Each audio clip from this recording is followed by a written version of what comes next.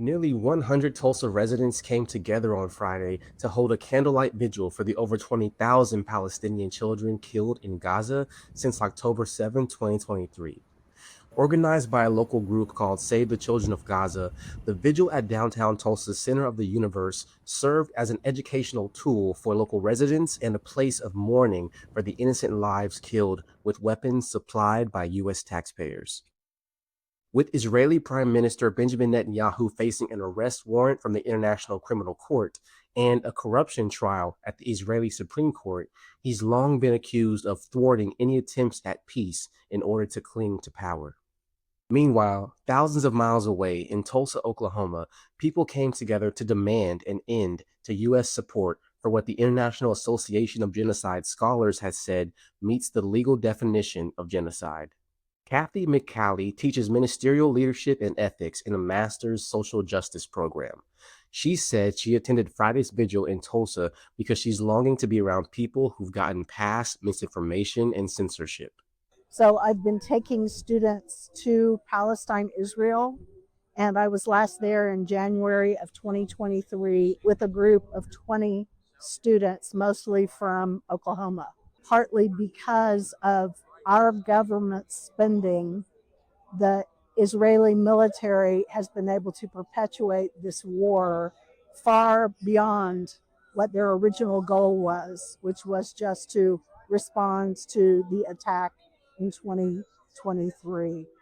While most Americans understand the war based on the last 2 years, Palestinians say the conflict goes back decades to 1948, when hundreds of thousands of Palestinians were forcibly and violently driven from their lands to make way for the state of Israel. Palestinians refer to this as the Nakba.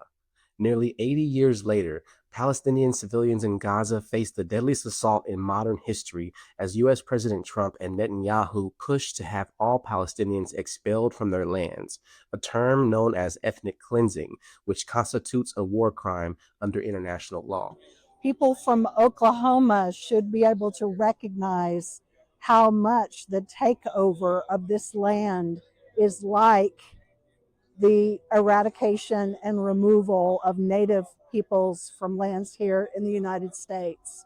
So the settler colonialism and the removal, the forcible removal and genocide to take over land is very familiar, very similar to the patterns here in the United States.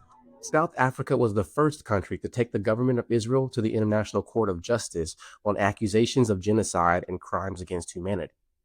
In a binding January 2024 ruling, the ICJ ordered the Israeli government to take all measures within its power to prevent genocide and allow for humanitarian aid.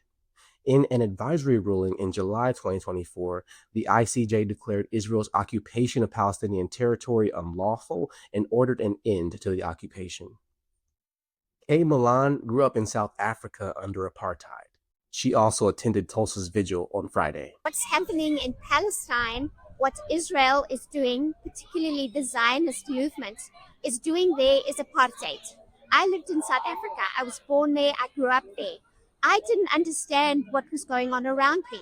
But it took until I grew up and left the country to realize and look back and say, hang on a minute, that was so wrong. But fortunately for South Africa, there were people all around the world, including in the United States, who stood up for the people of South Africa who couldn't vote, who had to have a passbook, who could only live in certain areas. And what's happening in Gaza is exactly the same thing. Under both Democratic and Republican presidents, financial support in the form of weapons for Israel has continued to flow. Israel receives $3.8 billion from the U.S. each year in military aid, on top of the over $17 billion in emergency aid that has flowed to Israel since October 7th, 2023.